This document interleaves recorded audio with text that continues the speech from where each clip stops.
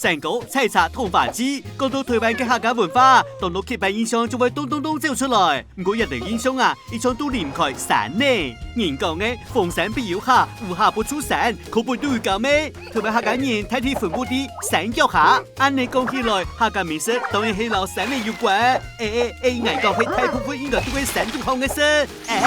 記得是咧，又從不會開山咯。網上客家人嘅衝山陣、搶海米，也係一種刻板印象嘅。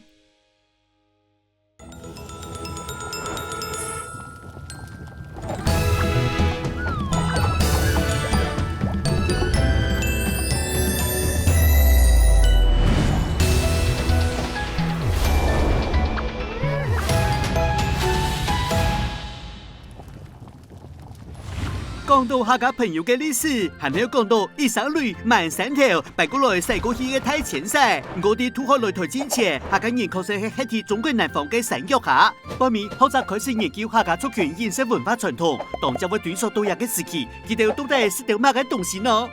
像係日本人，當然會講客家菜又鹹又香又皮，也係講佢哋衝山陣、搶海米，還有人講客家飲食靠宰鴨出菜是太特點。其實有的論述一開始都係觀察中國南方三鄉嘅客家人得出來嘅結果。當然啦，客家人都搬到台灣來嘅時節，也會老年本嘅飲食習慣靠下帶過來。But 台灣嘅環境老中國係你都冇共樣的，唔但產婦山有差，就連文化也係天差地別。比如講，中國南方客家菜地波要當牛肉料理，不過客家移民來到台灣時節，牛對開墾荒地當有天數。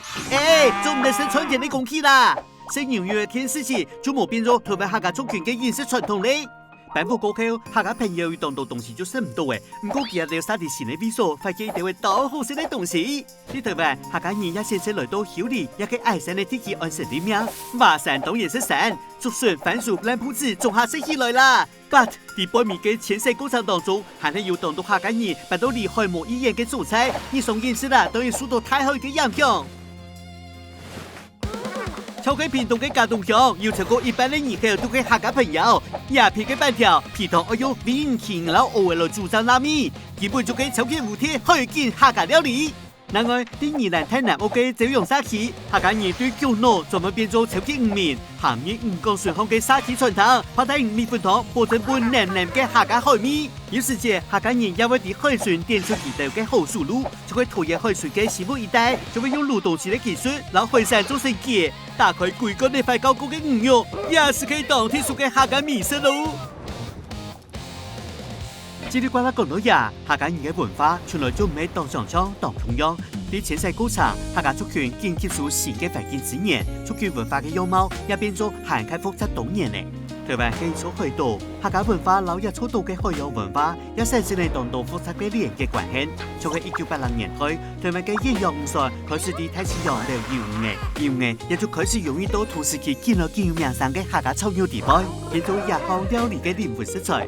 看來客家族群嘅飲食文化也會天天時代脈動改變升級咯。喺不同嘅時空當中，客家料理就會做得千變萬化。喺啲台灣其他海峽地區，還有呢條同海洋相關嘅隱藏版美食呢。客讚，哈哈，好點，你咋來了？